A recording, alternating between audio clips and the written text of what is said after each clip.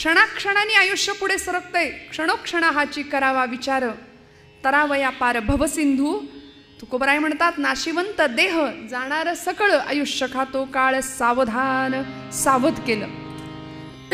संतांना आम्हाला वेळोवेळी सावधतेचा इशारा द्यावा लागला, कारण हे निश्चित आहे की आम्ही बेसावधच आहोत. आम्ही बेसावध आहोत म्हणून संतांना आम्हाला जागं करावं लागलं. उत्तिष्ठत, जाग्रत. उपनिषदकारांना सुद्धा सांगावं लागलं की जागे व्हा. देहाची झोप इथे अपेक्षित नाहीये, मनाला आलेली मरगळ. मन निद्रा अवस्थेमध्ये जाऊन बसलंय. त्या मनाचा आणि प्रत्येक श्वास आमचा जागृतीचा असावा, ही संतांची आपल्याकडून असलेली अपेक्षा आहे. जो ब्रह्मरसाचं पान आम्ही केलं, तो ब्रह्मरस काढा असं म्हटलंय.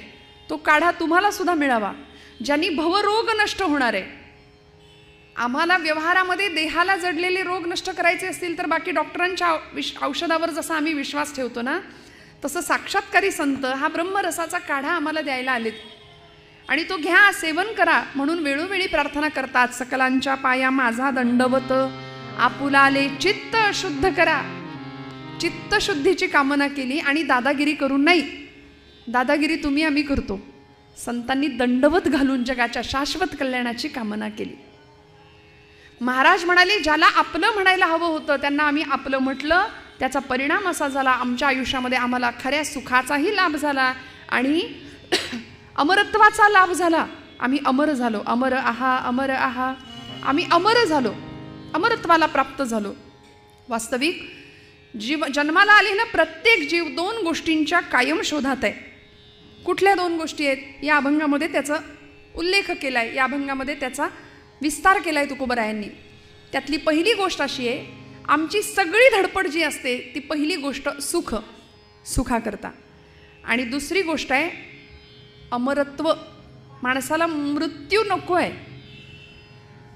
मृत्यू हे अत्यंत जीवनाचं कटू असलेलं सत्य आहे, हे आम्हाला ठाऊक आहे. तरीसुद्धा आम्हाला मृत्यू नको असतो. याचं कारण असं आहे, महाभारतामध्ये यक्षप्रश्न नावाचं प्रकरण आहे. त्यामध्ये धर्मराजाला यक्षराजाने अनेकोत्तम प्रश्न विचारलेत.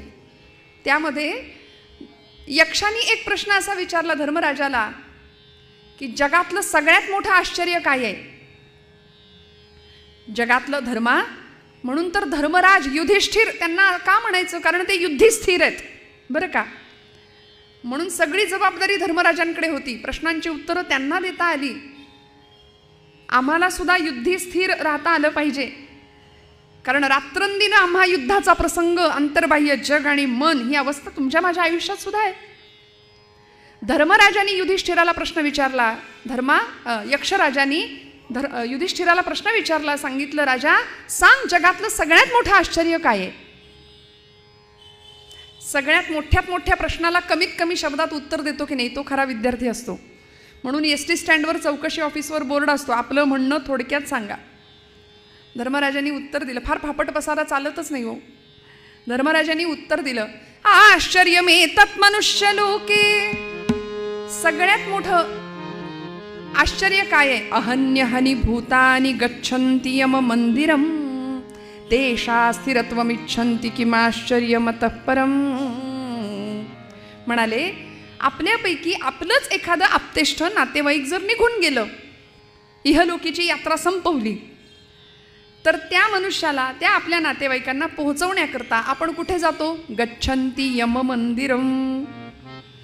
त्याला यम मंदिर म्हटलंय. स्मशानभूमी, घाटावरती आपण जातो.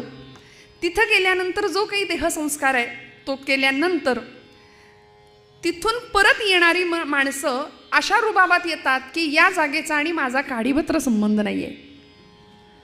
म्हणजे आमचं आणि या जागेचं काही घेणं देणंच नाही. अशा ॲटिट्यूडमध्ये आम्ही माघारी येतो.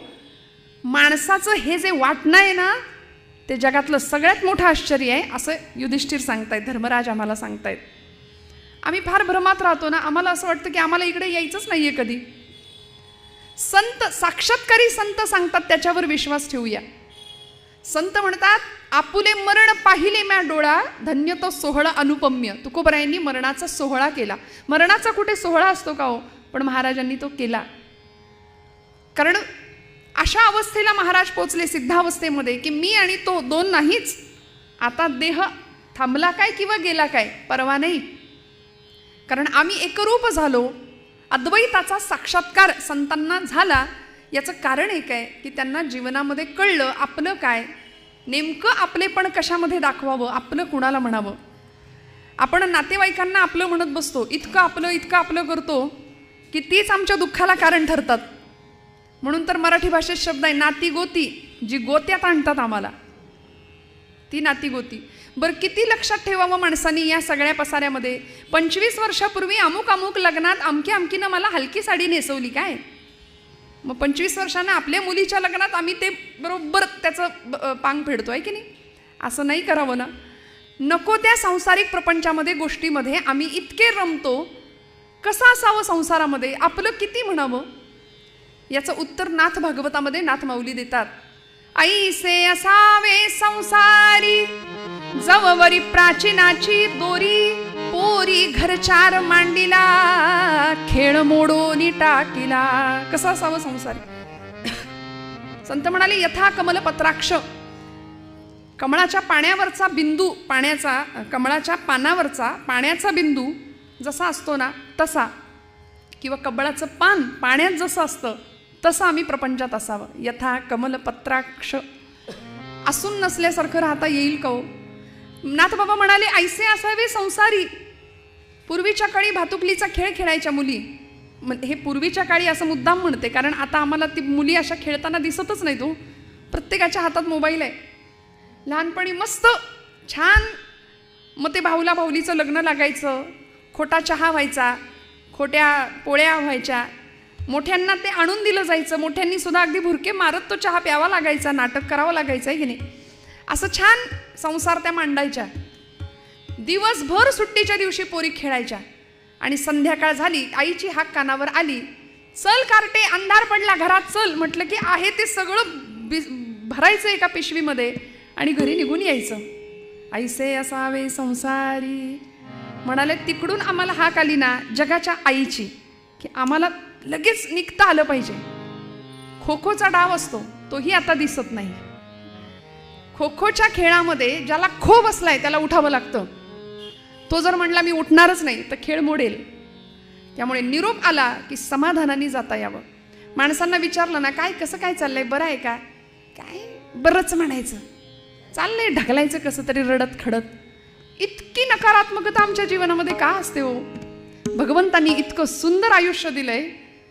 बरं असं आयुष्य दिलंय की प्रत्येक इंद्रियाचा मात्रास्पर्श वेगळा आहे. डोळ्याने बघतो ध्वनी परिसतो, कानी पदी चालतो, प्रसिद्ध श्लोक आहे. जिव्हेने रस चाखतो, मधुरही वाचे आम्ही बोलतो.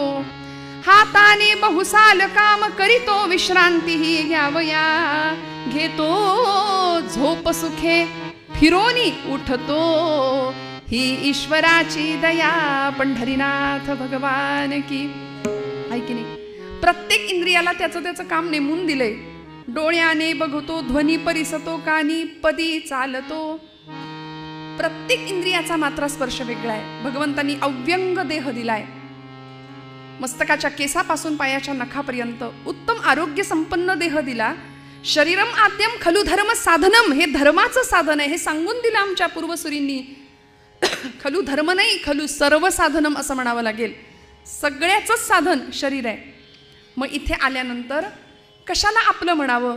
तुकोबराय उत्तर देतात.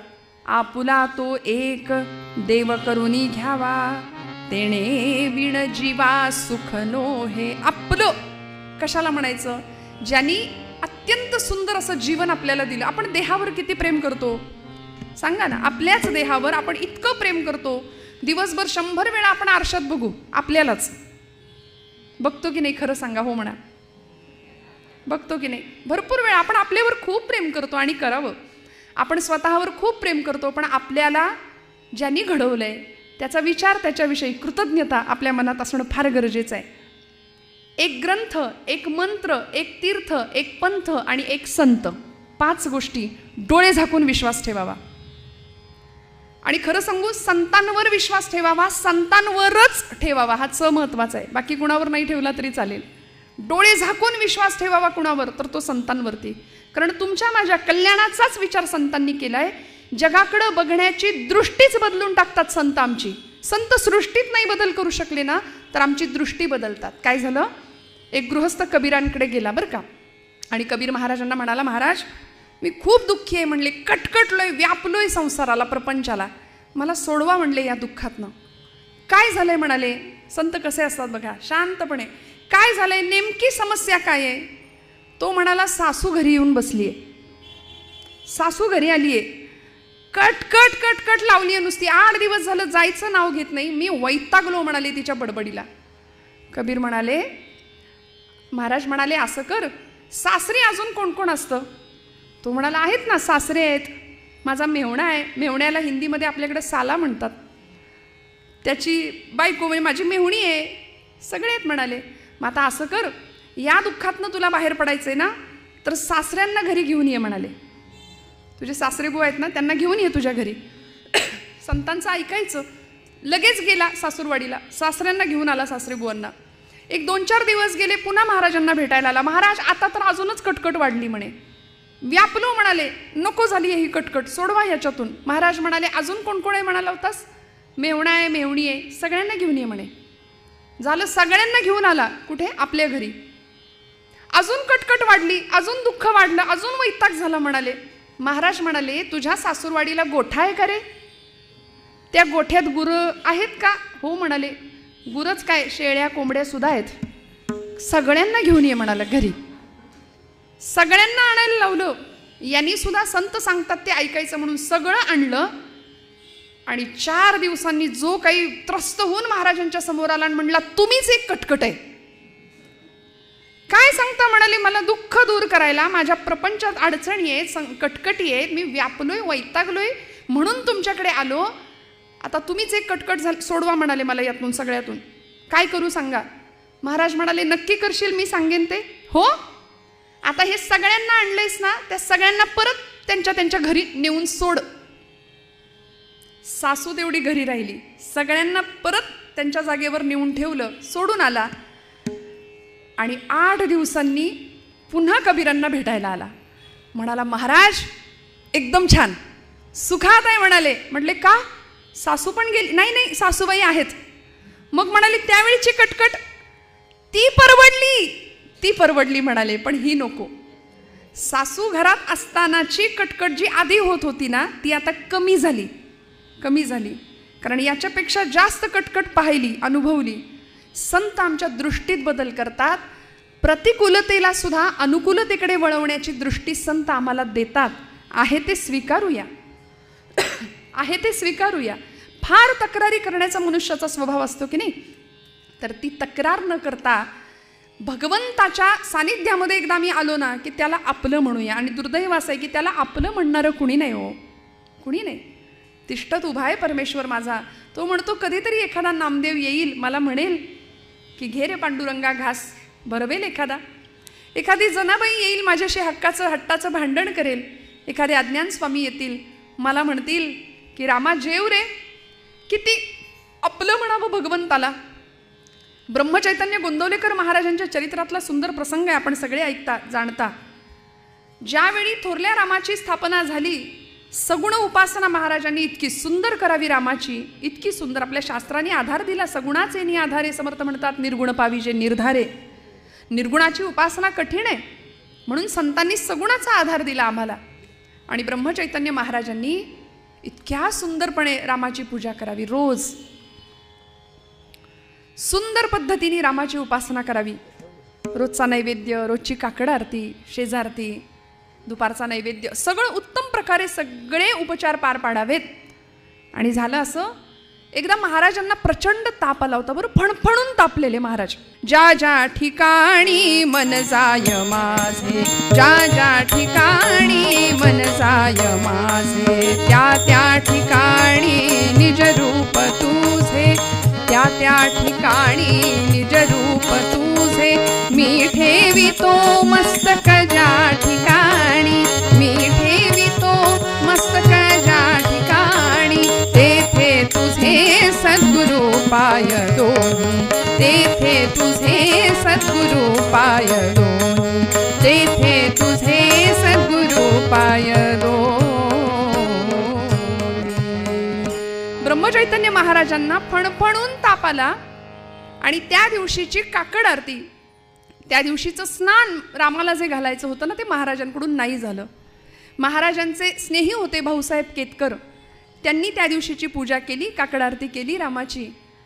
आणि दुपारच्या भोजनाचा आता नैवेद्य भगवंताला अर्पण करायचा, त्या नैवेद्यासाठी केतकर प्रभूंच्या समोर येऊन उभे राहिले. आणि रामाला नैवेद्य अर्पण करताना लक्ष गेलं, रामांच्या मूर्तीच्या डोळ्यातनं अश्रुधारा वाहताना दिसल्या. त्यांना असं वाटलं की सकाळचं आज रामाला स्नान मी घातलंय, महाराज नाही आहेत, तर माझ्याकडून काहीतरी चूक झाली असेल, काहीतरी राहिलं असेल पुसायचं, म्हणून मऊसूत रेशमी कापडानी रामाच्या मूर्तीचे डोळे असे टिपले भाऊसाहेबांनी. काही वेळाने पुन्हा पाहतायत, पुन्हा रामाच्या मूर्तीच्या डोळ्यात पाणी आहे.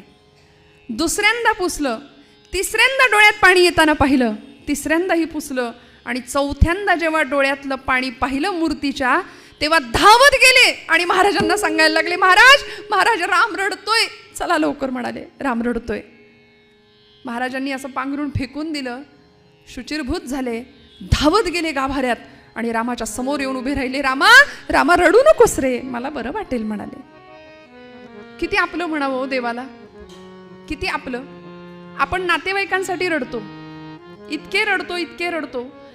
महाराज म्हणतात कितीही करा नातेवाईकांसाठी, केलं म्हणून कुणीच म्हणणार नाही, पण माझ्या रामाकरता एवढंसं करा, माझा राम लक्षात ठेवेल आणि माझा राम रडेल तुमच्यासाठी.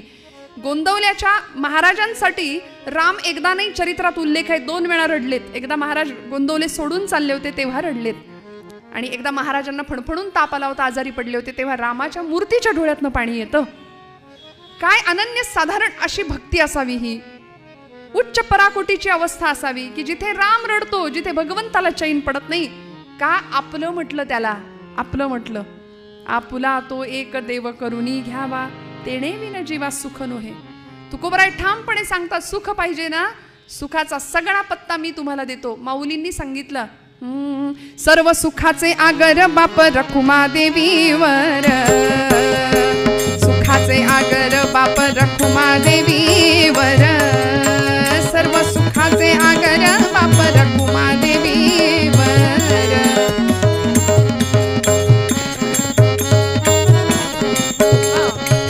तो हा विठ्ठल बरवा, तो हा माधव बरवा, तो हा विठ्ठल बरवा, तो हा माधव बरवा, तो हा विठ्ठल बरवा, तो हा माधव,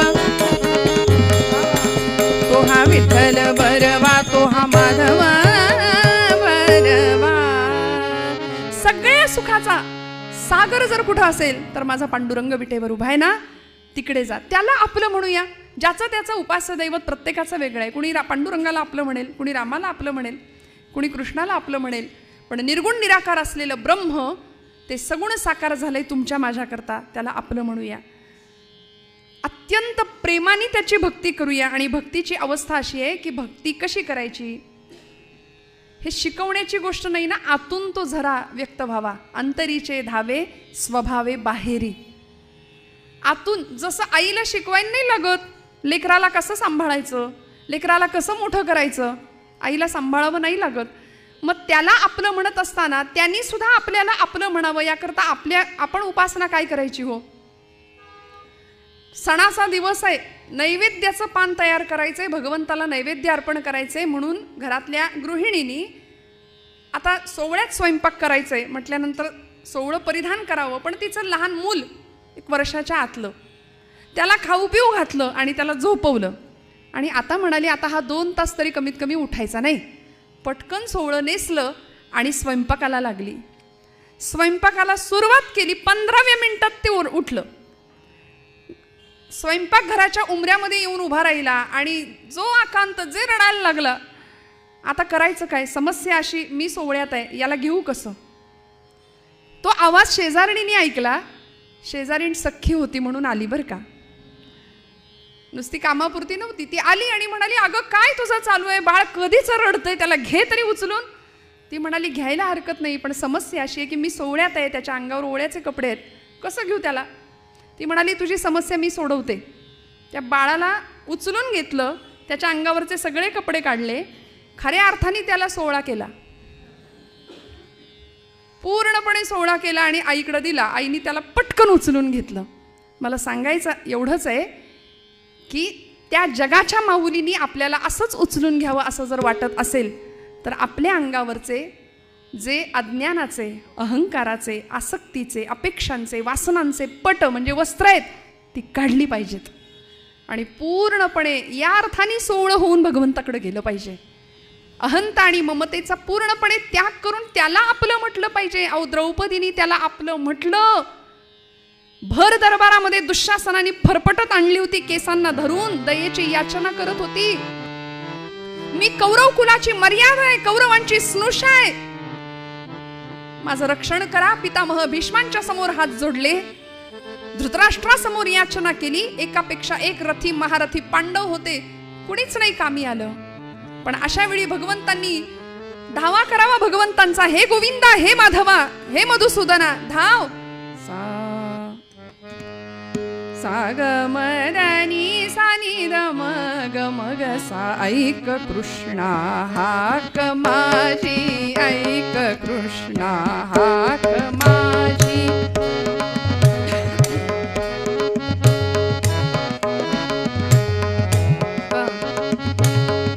काय मजसी गाजले, काय मजसी गाजले, का तुझेही चक्रपाणी, का तुझेही चक्रपाणी. चक्र आजी गंजले हो, चक्र आजी गंजले. ऐक कृष्णा हाक माझी, ऐक कृष्णा हाक माझी. हे गोविंदा, हे माधवा, धाव म्हणून धावा करावा. क्षणाचाही विलंब न करता वस्त्रावतार भगवंतांनी घेतला आणि भगवंत आले. त्या प्रसंगामध्ये द्रौपदीचं रक्षण करावं आणि शिल्लक ठेवत नाही हो देवत. दिवाळखोर नारायण त्याला बहुतांचे ऋण, भक्ताचे ऋण भगवंतावर चढत जातात, भगवंत ठेवत नाही. बोटाला कापलं म्हणून वस्त्र बांधलं होतं आणि त्या चिंधीचं ऋण हजार अनंत पटींनी भगवंतांनी या प्रसंगामध्ये फेडलं ना हो. का हो? त्याला आपलं म्हटलं. आपुला तो एक देव करुनी घ्यावा, तेणे विन जीवा सुख नोहे. तुकोबराय म्हणतात आम्ही सुखाची अपेक्षा नश्वर प्रपंचात करतो. स्वानंद सुख निवासी सद्गुरू मामासाहेब दांडेकर असं म्हणायचे की आपण संसारात सुख शोधतो म्हणजे मिरच्यांच्या बाजारात जाऊन खव्याचे पेढे देता का हो किलोभर असं म्हणतो. आता मिरच्यांच्या बाजारात पेढे मिळतील का? तिथे ठसकाच लागणार, डोळ्यात पाणीच येणार. हे जसं खरं आहे तसं संसार आम्हाला रडवणारच आहे, तो डोळ्यात पाणीच आणणार आहे. मग तिथून सुखाची अपेक्षा नाही करायची. कारण माता पिता बंधू भगिनी कोणी न पवती निर्वाणी, इष्टमित्र सज्जन सखे हे तो सुखाची मांडणी. एकला मी दुःख भोगी कुंभपाक जाचणी. कुणीच नाही सोबत. देव सोयरा, देव सोयरा, देव सोयरा दिनांचा. शेवटच्या क्षणापर्यंत भगवंत समर्थ रामदास स्वामी म्हणाले देहांती तुला कोण सोडू पाहतो. कोण आहे शेवटच्या क्षणाला? ज्याचं आम्ही आयुष्यभर नाम घेतलं, किती भगवंत सांभाळतो बघा.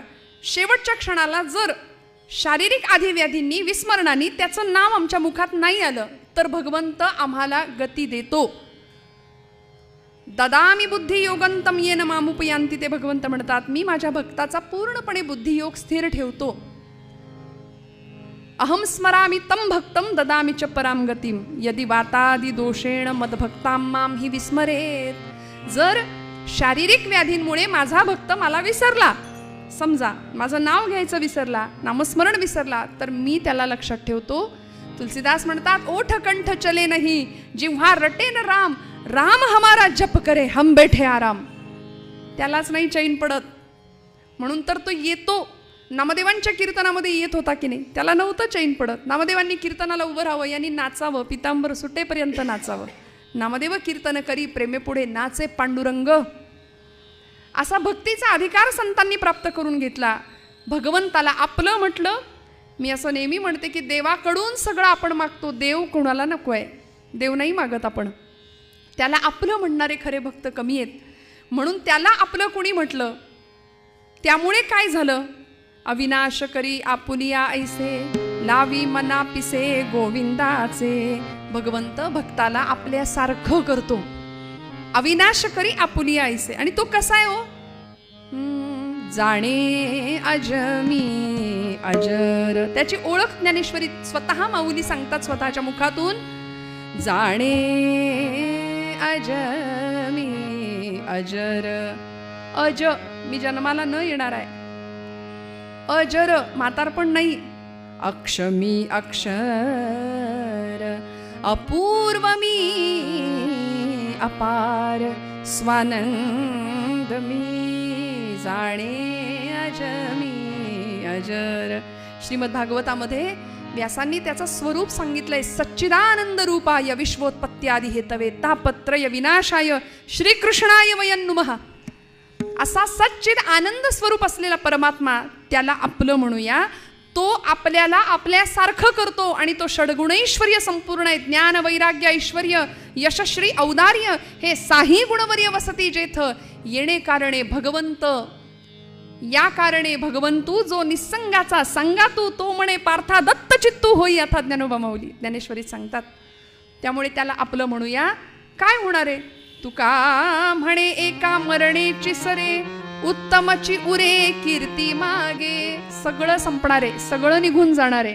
उरतं काय शेवटी? शास्त्रकारांनी श्लोक सांगून ठेवला आम्हाला. धनानी भूमौ पशवश्च गोष्ठे. काय राहतं इथे? भार्या गृहद्वारी जनस्मशाने देहश्चितायां परलोक मार्गे कर्मानुगो गच्छति जीव एकः. पंढरीनाथ भगवान की. आयुष्यभर कमावलेलं सगळं धन लोकांना पूर्वीच्या काळी जमिनीत ठेवायची सवय असायची बघा. पूर्वीच्या काळी लोक जमिनीत पुरून ठेवायचे. मग ते भूमीतलं धन भूमीतच राहतं म्हणाले.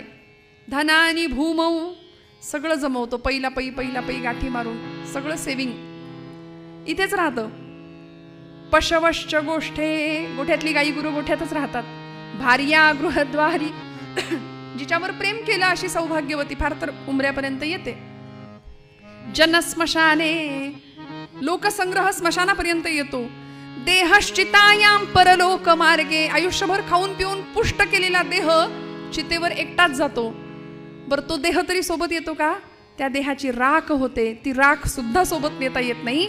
सोबत काय येतं? कर्मानुगो गच्छति जीव एकः. आयुष्यभर केलेलं कर्म तुमच्या माझ्या सोबत येणार आहे. महाराज म्हणाले तुका म्हणे एका मरणेची सरे उत्तमची उरे कीर्ती मागे. देहत्यागिता कीर्ती मागे उरावी. समर्थ म्हणाले मना सज्जना हेची क्रिया धरावी. मग करायचं काय? सुख आणि अमरपद दोन्ही प्राप्त व्हायचं असेल तर त्याला आपलं म्हणूया. मंगल कार्य आहे घरामधलं. आणि त्या घरामध्ये, त्या घराच्या अंगणामध्ये, घरातून अगदी 8 वर्षाची एक कन्या. आता 8 वर्षात भवेत कन्या. कन्या ही 8च वर्षाची असते आणि 8 वर्षाची असते तीच कन्या असते. तिलाच कन्या म्हणावं. आपण आता बोलता बोलता म्हणतो आमची कन्या 28 वर्षाची आहे. पूर्वीच्या काळी उपवर कन्या होता असं मोरोपंतांची आर्या प्रसिद्ध आहे. कन्या उपवर होते पूर्वीच्या काळी. लहानपणी विवाह करण्याची पद्धत आपण आत्ता सुद्धा म्हणतो 28व्या वर्षी वर संशोधनाचं काम आमच्या कन्येचं करायचं आहे असं. पण ही जी 8 वर्षाची मुलगी परकल पोलक घालून धावत धावत धावत घराच्या अंगणामध्ये आली आहे बरं. आणि बाजूला लक्ष गेलं. एका कुंपणामध्ये शेळ्या मेंढ्या कोंबड्या कुंपणामध्ये ठेवलेल्या. धावत गेली आणि बकरीचं एक पिल्लू उचलून घेतलं आपल्या हातामध्ये आणि बारकाईनं त्याच्याकडे पाहतीये. लहान मूल म्हणजे बघा प्राण्याचं असू दे माणसाचं असू दे ते निरागसच असतं की नाही? अगदी निरागस असतं. आपलं परक त्याला कळत नाही. आपण त्याला शिकवतो हे माझं ते माझं, मग ते करायला लागतं. साधी एखादी पेन्सिल आपण त्याला मागितली बघू बघू बघू मला दे तर ते म्हणतो माझं आहे. आणि मग आपण म्हणतो कसा गुंड झालाय बघा. आपण त्याच्या त्या वृत्तीचं कौतुक करतो. हे नंतर शिकतं बाळ. पण अगदी लहानपण असतं ना ते निरागस असतं. त्याला माझं तुझं कळत नाही म्हणून ती देवाची रूपं असतात आपण म्हणतो ना. निरागसपणे अगदी बाल सुलभ स्वभाव त्या बकरीच्या पिलाच्या डोळ्यामध्ये ती पाहतीये आणि तेवढ्यात तिची आई आली, ते बकरीचं पिल्लू खसकन ओढून घेतलं, तणकण जमिनीवर आपटलं आणि म्हणते, कार्टे, शेळ्या मेंढ्यांच्यात खेळत बसलीस, टाक खाली ते बकरीचं पिल्लू, उद्या तुझं लग्न आहे. आणि अशी शेळ्या मेंढ्यांच्यात खेळते. 8 वर्षाची मुलगी आईला विचारते, आई, लग्न म्हणजे काय ग? हेही कळत नव्हतं. त्या वयात विवाह करायचा होता उद्या. आई, लग्न म्हणजे काय? आई म्हणाली, झालं म्हणजे कळेल तुला. पूर्वीचा काळ हो. पण त्या 8 वर्षाच्या मुलीने आईला प्रश्न विचारले, आई, या सगळ्या शेळ्या मेंढ्यांना इथं का बरं आणून ठेवले ग? का बांधून ठेवले कोंबड्यांना, बकऱ्यांना? आईनं उत्तर दिलं, बाळा, आजपर्यंत आपण अनेकांच्या घरी गेलो, मंगल कार्याला गेलो, त्यांच्या लग्न समारंभाला गेलो, तिथे गेल्यानंतर चांगलं चुंगलं खाल्लं. आता उद्या तुझं लग्न आहे की नाही, तर तुझ्या लग्न समारंभाच्या निमित्ताने येणाऱ्या सगळ्या पाहुण्यांना या सगळ्या प्राण्यांचं मांस शिजवून खायला घालायचंय. पोरीच्या डोळ्यातनं टचकन पाणी आलं, हृदयाला चटका बसला. भगवंत बुद्धी देतो बरं का.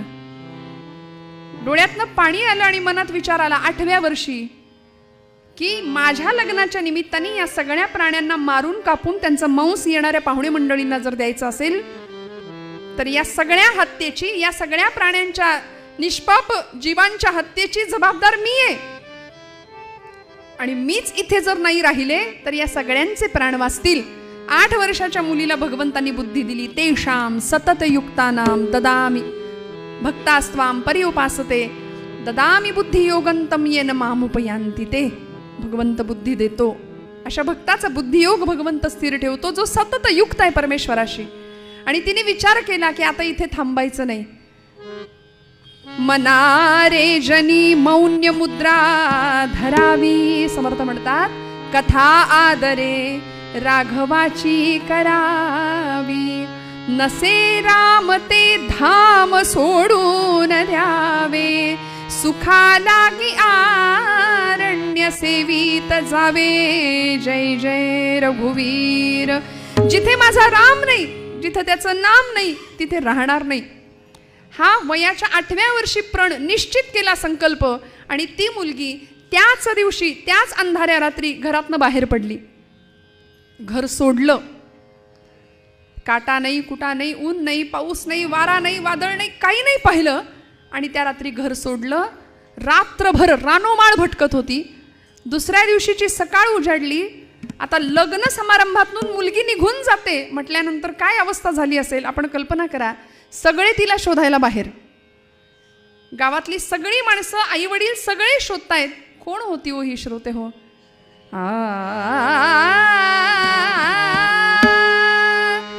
शबरी नामे कन्या त्याची.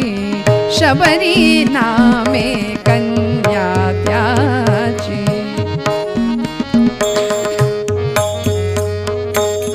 शबरी नामे कन्या त्याची. खेळतसे लढीवाळ. खेळतसे लढीवाळ.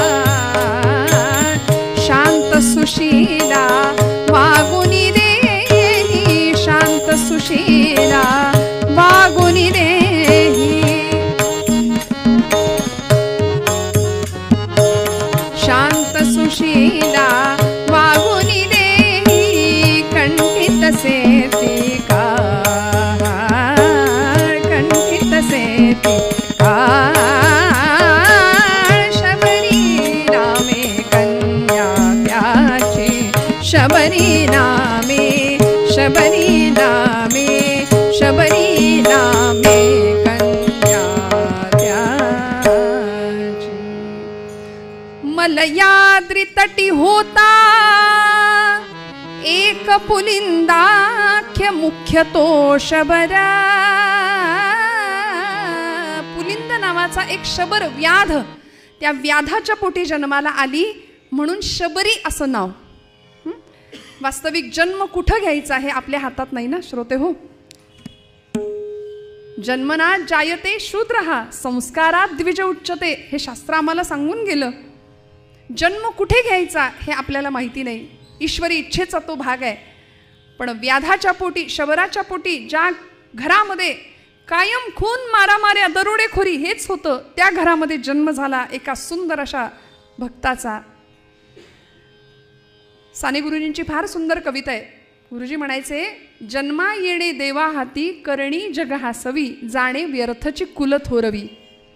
पंकापोटी जन्म पाऊनी सौंदर्ये हासते, पंकापोटी जन्म पाऊनी सौंदर्ये हासते, म्हणून का कमल तुच्छ वाटते, म्हणून का कमल तुच्छ वाटते. तडित कडाणे उपजे काण्या कभिन्न मेघोदरी, तडित कडाणे उपजे काण्या कभिन्न मेघोदरी, म्हणून का वीज नसे साजिरी, म्हणून का वीज नसे साजिरी. काळ्या कभिन्न मेघामध्ये वीज चमकते, घाण अशा डबक्यामध्ये कमळाचं फूल उगवतं. तसं जन्माला येणं, कुठे येणं हे आपल्या हातात नाही, ईश्वरी इच्छेचा तो भाग आहे. पण भगवत कृपा अशी संपादन केली, या जन्मामध्ये पूर्णपणे रामकृपा प्राप्त केली. 8व्या वर्षी घर सोडलं, उंच झाडावर चढून बसली, दिसली नाही पाहिजे कुणाला म्हणून. सगळ्यांनी शोधाशोध केली, सगळी माणसं हताश होऊन माघारी निघून गेली आणि ही मुलगी पुन्हा चालायला सुरुवात झाली. अखंड रानोमाळ भटकत होती. बरं, अखंड किती दिवस फिरावं? 1 वर्ष, 2 वर्ष नाही हो, चरित्रात वर्णन आहे 12 वर्ष ही मुलगी रानोमाळ भटकत होती. एक तप पूर्ण झालं, एक तप. अनेक प्रतिकूलता, अनेक संकटांचा सामना करत 12 वर्ष रामाच्या शोधात, सद्गुरूंच्या शोधामध्ये. कारण त्याला आपलं म्हटलं होतं की नाही, आपुला तो एक देव करुनी घ्यावा, बाकी सगळं बाजूला ठेवलं. समर्थ म्हणतात, देवाच्या सख्यत्वासाठी पडाव्या जीवलगांच्या तुटी, सोडावं लागलं घरदार नातेवाईक तरी चालेल, सर्वस्व अर्पावे शेवटी, प्राण तोही वेचावा, देह जावो अथवा राहो, पांडुरंगी दृढ भावो. नामदेव महाराज म्हणाले, सगळं सोडलं, आप्तेष्ट नातेवाईक, आणि प्रभूंच्या शोधात, सद्गुरूंच्या शोधामध्ये रानोमाळ भटकावं. 12 वर्ष पूर्ण झाले, एक तप पूर्ण झालं. भगवंताच्या जवळ जर पत निर्माण व्हावी असं वाटत असेल तर माणसाने तप करावं, असं म्हणतात. पत, तप. जर तप न तर मग पत न. पंढरीनाथ महाराज की. तप झालं पाहिजे, तपाला अनन्यसाधारण महत्व आहे. एक तप पूर्ण झालं आणि भगवंतांनी असं ठिकाण दाखवलं श्रोते हो, की ज्या ठिकाणी खऱ्या अर्थी अद्वैताचा साक्षात्कार झालेला तिला पाहायला मिळाला.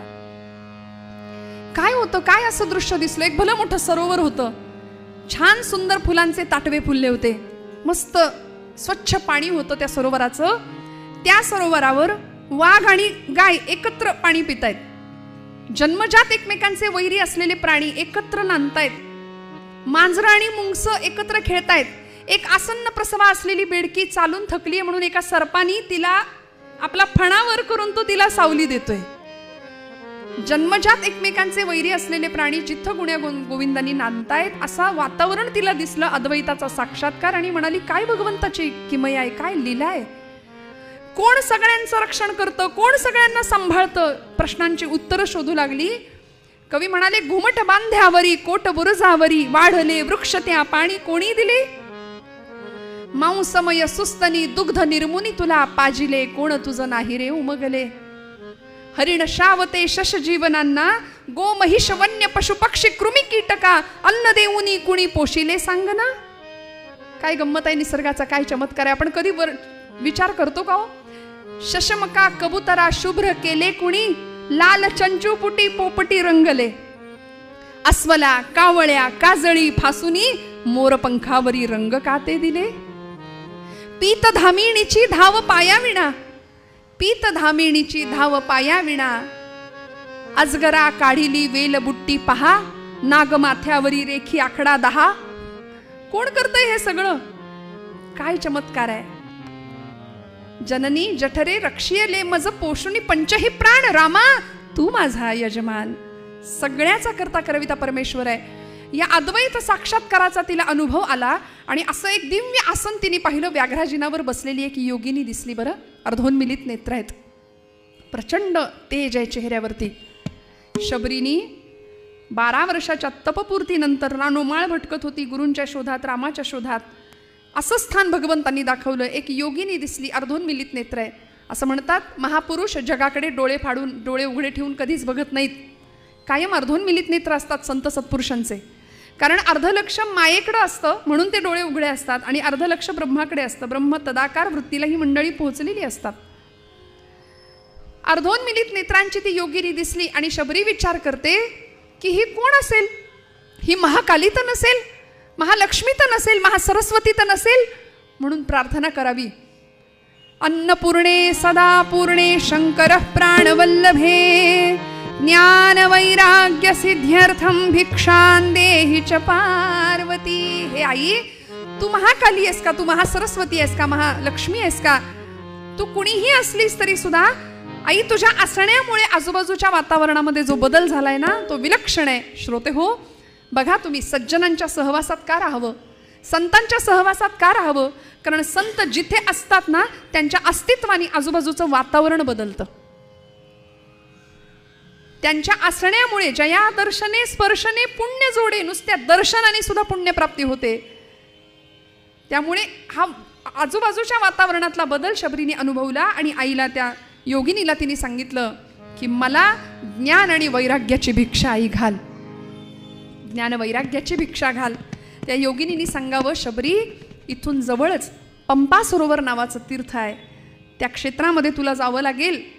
मी तुझे गुरु म्हणून तुझ्या मनाचं समाधान नाही करू शकणार, पण मी तुला पत्ता सांगेन की तू इथून जा, तिथे तुला तुझे गुरुजी भेटतील. सुनो सखी अब ही मोरी बात, सुनो सखी अब ही मोरी बात, सुनो सखी अब ही.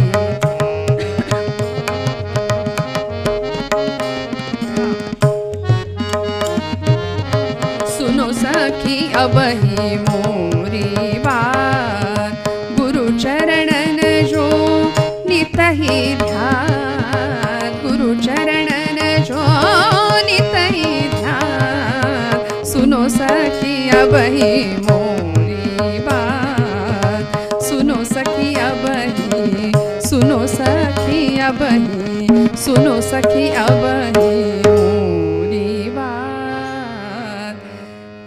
पत्ता मिळाला, मार्ग सापडला. संत मार्ग दाखवतात आपल्याला जीवनाचा, आणि त्या मार्गावरून वाटचाल सुरू झाली. पंपा सरोवराच्या जवळ शबरी आली आणि आश्रम दिसला आपल्या गुरुजींचा, सद्गुरूंचा. मतंग ऋषींचा आश्रम पाहिला. आता एकदम थेट आश्रमात कसा प्रवेश करायचा? गुरुदर्शनाला जाण्याचे काही नियम आहेत, काही शास्त्र आहे, काही विधी आहेत. म्हणून तिथेच उभी राहिली, तिथूनच नमस्कार केला. तस्मै श्री गुरवे नमः. एका वृक्षाच्या बुंध्याशी थांबली आणि निरीक्षण करावं. रोज सद्गुरू आपल्या शिष्यांना पाठ देतात, ज्ञानदान करतात. एकदम आपण आश्रमात कसं जावं? काहीतरी सेवा घडली पाहिजे. भगवंताच्या किंवा सद्गुरूंच्या कृपेला प्राप्त होण्याकरता एक दार आहे, आणि ते दार माऊली म्हणतात सेवेचं आहे. जो ज्ञानाचा कुरुठा तेथ सेवा हा दारवंठा, स्वाधीन करी सुभटा ओळगोनी. त्यामुळे भगवंताकडे किंवा सद्गुरूंकडे जायचं असेल तर पहिलं दार आहे सेवेचं. आपण सेवा केली पाहिजे तर आपल्याला मेवा मिळेल, हे तिला कळलं होतं. म्हणून ठरवलं की मी काहीतरी सेवा करेन, तरच गुरुकृपा प्राप्त होईल, गुरूंशी समीपता येईल. म्हणून रोज निरीक्षण करावं. एका वृक्षाच्या बुंध्याशी असायची आणि मतंग ऋषी रोज स्नानाला जायचे. पाहिलं आपल्या शिष्यांच्या बरोबर अगदी ब्रह्ममुहूर्ताला. मी पहिल्या दिवशी सांगितलं होतं. आता ब्रह्ममुहूर्त म्हणजे नेमकं काय, हे याच्यासाठी एक वेगळं कीर्तन करावं लागेल, सांगावं लागेल आजच्या पिढीला, नाही का? माहिती नाही हो कुणाला. अगदी मध्यरात्री ब्रह्ममुहूर्त, अगदी 2:30-3चा प्रहर, आणि त्या प्रहराला गुरुजी मतंग ऋषी आपल्या शिष्यांना घेऊन नदीवर स्नानाला जायचे. शबरीने पाहिलं रोज माझे गुरु स्नानाला जातात नदीवर या वाटेनी, आणि ज्या वाटेनी जातात ती वाट अत्यंत खाचखळग्यांनी भरलेली आहे. त्या वाटेवर अत्यंत काटे आहेत, खडे आहेत. इतरांच्या जीवनाला सन्मार्ग दिशा दर्शन करणारा माझा सद्गुरू आपण मात्र खाचखळग्यातनं चाललाय. बघवलं नाही, वाईट वाटलं. म्हणून एक झाडू घ्यावा आणि सद्गुरू यायच्या आत तो रस्ता रोज स्वच्छ करावा. रोज त्या रस्त्यावरचे काटे बाजूला काढावेत, खडे बाजूला करावेत, रोज स्वच्छ. आणि आलं ना, भगवंत ओळखतो, सद्गुरू ओळखतात. गुरूंच्या लक्षात आलं की रोज कोणीतरी ही वाट स्वच्छ करतंय, कोण बरं असेल. म्हणून दुसऱ्या दिवशी रस्ता झाडण्याचा जसा आवाज आला तसा पर्णकुटीचं दार उघडून मतंग ऋषींनी पाहिलं की ही शबरी रस्ता झाडतीये. जवळ आले आणि विचारलं कोण आहेस तू? आता तिने विचार केला, हीच संधी आहे, अवसर बार बार नाही आहे. आता सेवा केली. सद्गुरू स्वतः जवळ आले, साक्षात परब्रह्म स्वतः समोर येऊन विचारते, कोण आहेस तू? तिने प्रश्न विचारला, मी कोण कोठील? तिने उत्तर दिलं, मी कोण कोठील कुठे मज लागी जाणे. मला नाही माहित मी कोण आहे. भौतिकातली ओळख नव्हतीच होती. मला नाही माहित मी कोण आहे, तुम्ही सांगा मी कोण. आचार्यांना प्रश्न पडला ना, कोहम कथमिदम जातम को वै कर्तास्य विद्यते. मी कोण या प्रश्नाचं उत्तर कधीतरी मिळवायचा प्रयत्न करावा. ती म्हणाली, मी कोण कोठील कुठे मज लागे जाणे, काहे जगात घडले मम साच येणे. मी का इथे आलीये मला नाही माहित गुरुजी, आपण सांगा. याचा विचार करिता शिणली ही काया, सांगुनी हे सुखी करा मज स्वामी राया. सद्गुरुनाथ महाराज की जय. तुम्ही सांगा मी इथे का आलीये, मी कोण आहे, कुठे राहतेस? इथंच झाडाच्या बुंद्याशी. आतमध्ये चल म्हणाले. आश्रमामध्ये एक पर्णकुटी बांधून दिली. आता समीपता आली. अध्यात्मशास्त्रामध्ये 4 मुक्तींचं वर्णन केले. सलोकता, दासबोधामध्ये सुद्धा, माऊलींनी ज्ञानेश्वरीमध्ये सुद्धा या मुक्तींचं सविस्तर चर्चा केली आहे. सलोकता, सरूपता, समीपता आणि सायुज्यता. भगवंताचा लोक प्राप्त होणं सलोकता. स्वरूपता, ईश्वराचंच रूप प्राप्त होणं स्वरूपता. समीपता, भगवंताच्या सानिध्यात राहायला मिळणं. आणि सायुज्यता, साक्षात परमेश्वर होणं. त्यामुळे या 4ही मुक्तींचा लाभ व्हावा. देवाची द्वारी उभा क्षणभरी, तेणे मुक्तीचारी. या 4 मुक्ती तेव्हा प्राप्त होतील आम्हाला. क्षणभर चिंतन करा, क्षणभर त्याला आपलं म्हणा. आपुला तो एक देव करूनी घ्यावा. आणि मग आश्रमामध्ये राहायला लागली. एक पर्णकुटी दिली होती तिला. आणि आता एक स्त्री असून सुंदर आश्रम व्यवस्था सांभाळायला लागली शबरी माता. बरं का, गुरूंची कृपा झाली. ज्ञानार्जन करावं, सगळ्यांच्या बरोबर ज्ञान ग्रहण करायला बसावं. आणि एक दिवस असा आला की सद्गुरू मतंग ऋषींनी आपल्या सगळ्या शिष्यांना एकत्र बोलावलं आणि सांगितलं की आता माझ्या जाण्याची वेळ आली. मला निरोप आलाय. काल मगाशी आपण ऐकलं ना की ज्याला निरोप आला त्याला जावं लागतं. आणि अधिकारी असलेले सद्गुरू संत मतंग ऋषी सांगतायत, आपुल्या माहेरा जाईन मी आता, निरोपया संता हाती आला. मला जावं लागेल, माझ्या निर्याणाची वेळ जवळ आली आहे. सगळे शिष्य भेटायला लागले. काही असतात बघा, गुरुदेव हे थोडं राहिलंय ते शिकवा आणि मग जा म्हणाले. पण शबरीसारखे निष्ठावंत शिष्य सद्गुरूंच्या जवळ आली आणि म्हणाली, गुरुदेव आपण मला इथे राहायला जागा दिली, आपण मला आश्रय दिला, आपल्या कृपाशीर्वादाने मी इथं आहे. तुम्हीच जर आम्हाला सोडून निघून गेला तर आम्ही कुणाच्या आश्रयाने राहायचं, मी कशी राहू? मतंग ऋषी म्हणाले, शबरी काळजी करू नकोस, मी जरी इथून निघून गेलो तरी सुद्धा तुला तुझ्या जीवनाचा तारक मंत्र मी देऊन जाणार आहे, काळजी करू नकोस. आणि म्हणून मतंग ऋषींनी शबरीच्या कर्णरंध्रामध्ये त्रयोदशाक्षरी असलेलं नाम पेरलं. आहेत मंत्र पुष्कळ, मोरोपंत म्हणाले, काय करावे सुमंत्र ते राहो, मंत्रात मंत्र उत्तम, श्रीपासुनी वर्ण जात ते राहो, ते राहो आणि तेरा हो, असा मोरोपंतांचा फार सुंदर भाव. त्रयोदशाक्षरी असलेल्या श्री या वर्णाक्षरापासून सुरू होणारा श्रीराम जय राम जय जय राम असा मंत्र तिला दिला, अनुग्रह दिला. आणि मग मतंग ऋषी निघून गेले, निर्याण झालं. पाठोपाठ गुरुपत्नी सुद्धा निघून गेल्या. आणि आता शबरी माता एकटी सगळी आश्रम व्यवस्था सांभाळते. पण निष्ठा अशी पक्की होती, आपलं म्हटलं होतं भगवंतांना, आपलं म्हटलं होतं सद्गुरूंना. निष्ठा अशी होती की वाटेल ते झालं तरी आता प्रभू येणार आहेत. गुरुजींनी सांगितलं होतं, सद्गुरूंनी सांगितलं होतं, शबरी या मंत्राशी अखंड अनुसंधान ठेव, इतकं अनुसंधान ठेव, अहर्निश या मंत्राचा जप कर, माझ्यावर विश्वास ठेव. लोक देवळात जातात, लोक देवाकडे जातात, पण तू एवढी भाग्यवान ठरशील, अनंत कोट ब्रह्मांडाचा नायक, त्रिभुवन श्रीमंत तुझ्यापर्यंत चालत येईल, दैवत तुझ्यापर्यंत चालत येईल, एवढी भाग्यवान तू ठरशील. आणि गुरूंच्या वचनावर विश्वास ठेवून अहर्निश त्या मंत्राचा अनुसंधान जप सुरू झाला. श्रीराम जय राम जय जय राम, श्रीराम जय राम जय जय राम, अखंड नामस्मरण सुरू झालं. चारही दिशांचे रस्ते रोज स्वच्छ करायचे, गोमयाचे सडे टाकायचे, रस्त्याच्या दुतर्फा फुलझाडं लावायची, रांगोळ्या काढायच्या, रोज वाट पाहायची. मनात विचार केला, सद्गुरूंनी सांगितलंय खरं, प्रभू येणार आहेत, रामराय येणार आहेत, पण असं कुठे सांगितलं या बाजूने येतील, पूर्वेकडून येतील, पश्चिमेकडून येतील, म्हणून चारही दिशांचे रस्ते रोज स्वच्छ करावेत. निष्ठा अशी पक्की होती. आणि कितीतरी वर्ष माझ्या पदरचं नाही, चरित्रात वर्णन आहे, 96व्या वर्षी रामदर्शन आहे. गुरूंवर अशी निष्ठा ठेवली, आपलं म्हटलं ना सद्गुरूंना, आपलं म्हटलं ना भगवंतांना, की मग तिथे किंतु परंतु नाही, पूर्ण विश्वास, पूर्ण समर्पण. रोज रस्ता स्वच्छ करावा, रोज झाडावा, रोज रांगोळ्या काढाव्यात, रोज गोमयाचे सडे टाकावेत आणि भगवंताची वाट बघावी. किती वाट पाहिली हो आपण, एवढी वाट नाही पाहत.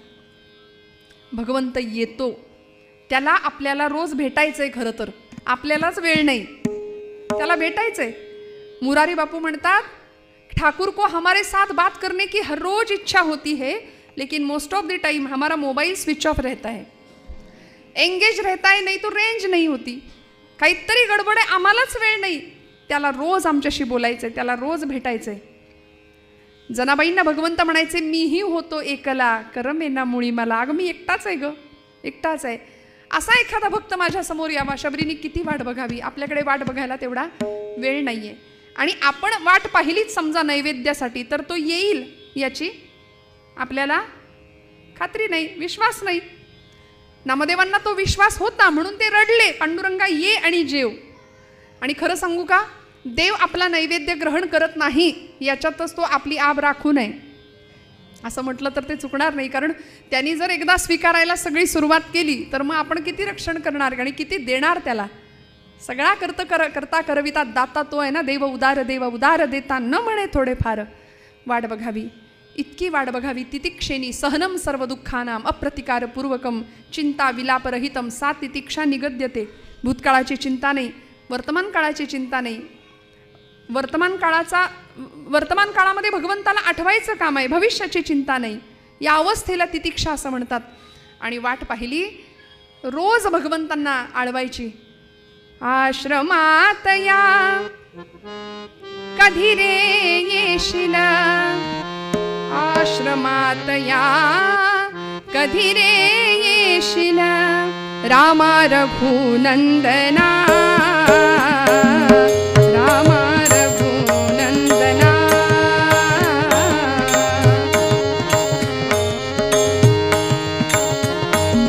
रामा रघुनंदना आश्रमात या कधी रे येशील, आश्रमात या कधी रे येशील, रामा रघुनंदना, रामा रघुनंदना.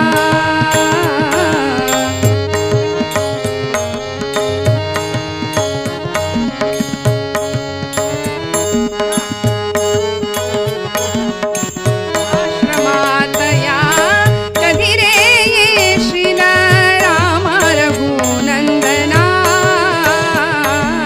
रामा रघुनंदना.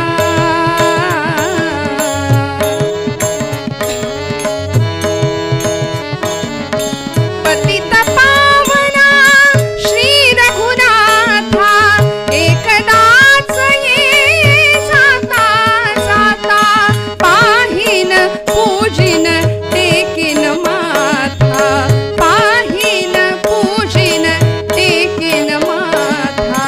तोच स्वर्ग मग तिथेच येईल, तोच स्वर्ग मग तिथेच येईल, पुरेपणा जीवना,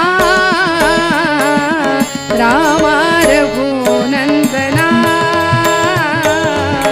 रामा रघुनंदना, रामा रघुनंदना. रामा कधी याल, इतकी वाट बघावी. आणि गुरूंनी सांगितलेल्या वचनांवर विश्वास ठेवून नामस्मरण सुरू आहे. आणि एक दिवस शरीर इतकं कृश झालं, अस्थिपंजर असलेला तो देह, वर्णन केलंय.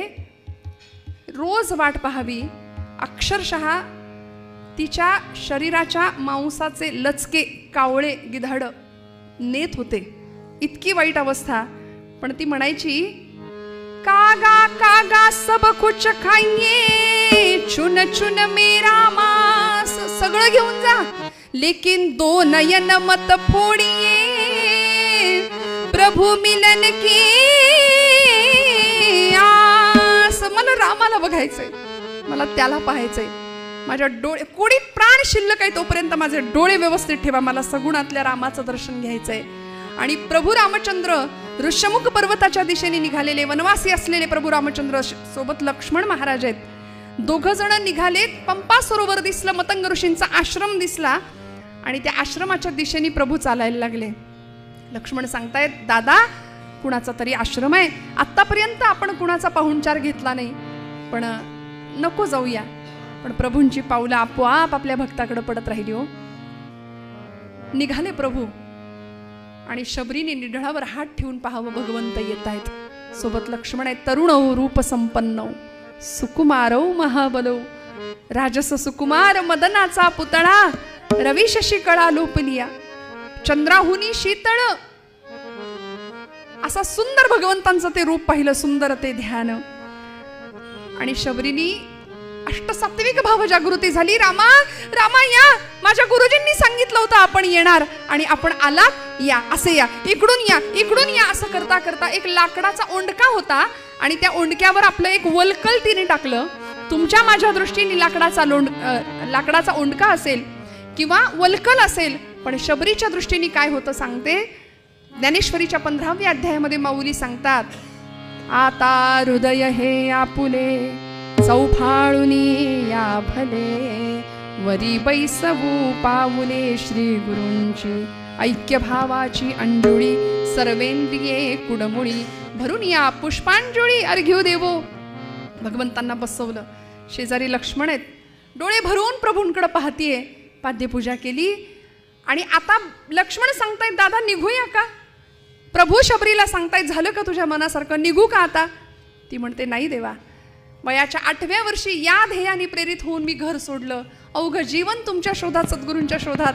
आज माझ्या सद्गुरूंच्या वचनांवर विश्वास ठेवला, तुम्ही भेटलात, बस आता या जीवनाला सायुज्यता मुक्ती प्राप्त व्हावी, बाकी काही नको. म्हणून द्रोण बोरांनी भरलेला समोर आणला. विनवित शबरी रघुराया ते, तुझसाठी आणली आज मी बोरे, भागला भुकेला असशील जरी तू देवा, जमविला रानचा हा मेवा. म्हणून तो बोरांनी भरलेला द्रोणाचा समोर केला. लक्ष्मणाने ते पाहिलं आणि हळूच दादांना सांगितलं, दादा उष्टी आहेत बोर, उष्टी आहेत बोर. शबरी सांगते, लक्ष्मणा अरे ही उष्टी नाही का सौमित्रा, शंकित दृष्टी. असं शंकेने बघू नको. गदिमांनी काय सुंदर बहार चढवली या प्रसंगावर, काय सुंदर शब्दरचना केली आणि बाबूजींचे सूर आपण ऐकता गीत रामायणामध्ये. असं शंकित दृष्टीने माझ्या बोरांकडे पाहू नको, कारण ती अभिमंत्रित केलेली आहेत नामाच्या सहाय्याने. माझ्या मुखात सतत नाम आहे. का सौमित्रे शंकित दृष्टी, अभिमंत्रित ही नवेत उष्टी,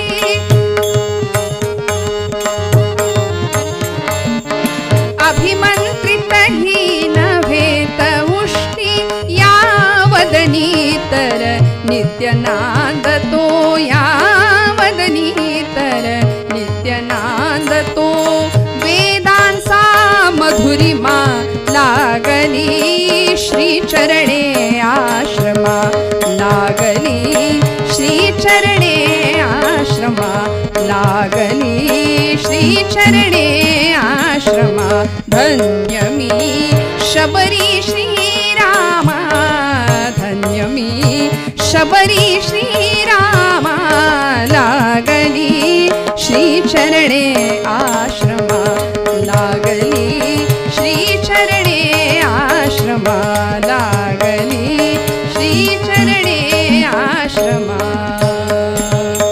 सेवा देवा कंदमुळेही, पक्व मधुरशी बदरी फळेही, वनवेली काय वाहणे, या विणकल्पद्रुमा, लागली श्री चरणे आश्रमा, लागली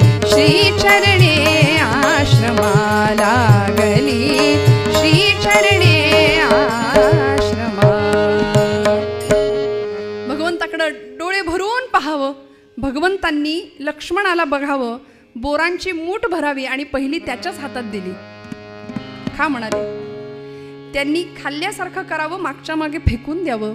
पण प्रभूंच्या आलं ना हो लक्षात. तुलसीदासजी म्हणतात, चिटिके पाव में घुंगरू बजे वो भी नाद श्री रघुनाथ सुने. आपल्याला वाटतं त्याला कुठे काय दिसतं, त्याला कुठे काय कळतं. पण या प्रसंगामध्ये शबरीचा भाव भगवंत जाणतात आणि तिला म्हणतात, तुझ्या मनासारखं झालंय का.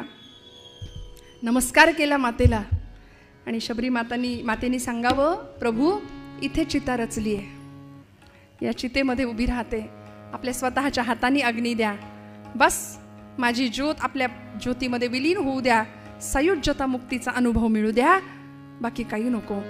आपुला तो एक देव करुनी घ्यावा, तेणे विण जीवा सुख नोहे. तुका म्हणे एका मरणेची सरे, उत्तमची उरे कीर्ती मागे. हजारो वर्षानंतर सुद्धा ही चरित्र आम्ही गातो, कीर्तनातून हे प्रसंग आपण सांगतो, ऐकतो, त्याचं हेच फळ आहे. त्यांनी त्याला आपलं म्हटलं बरं का हो.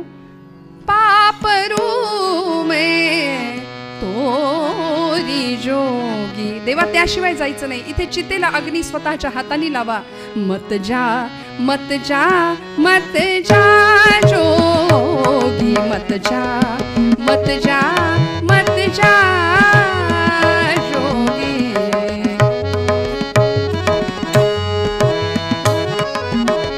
अगर चंदन की चितार जाऊं, अगर चंदन की चितार जाऊं, अपने हाथ जला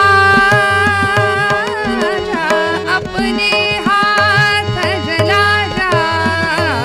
मत जा मत जा मत जा जोगी, मत जा मत जा मत जा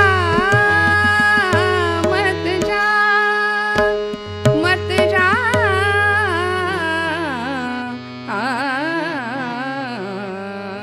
भगवंतानी स्वतःच्या हाताने या चितेला अग्नी दिला. कर्म, ज्ञान, भक्ती आणि वैराग्य या 4 फाळ लावलेल्या नांगरांनी अंतःकरणाची जमीन अशी सुपीक करून ठेवली होती आणि तिथे परमात्म्याला बसायला जागा दिली होती. आपुला तो एक देव करुनी घ्यावा.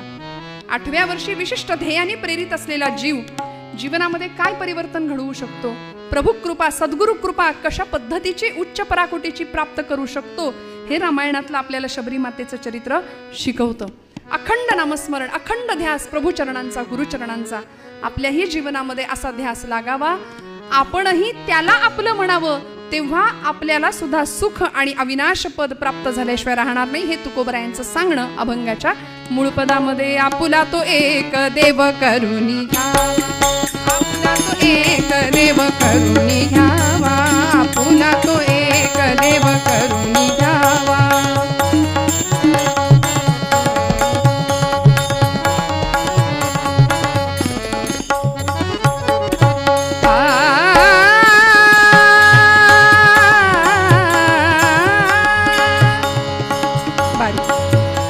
आजची झालेली सेवा भगवान नृसिंहांच्या चरणी समर्पित करते.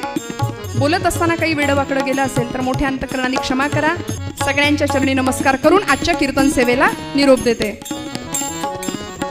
तेणे विण जीवा सुख नोहे, तेणे विण जीवा सुख नोहे, सुख नोहे. आपुला तो एक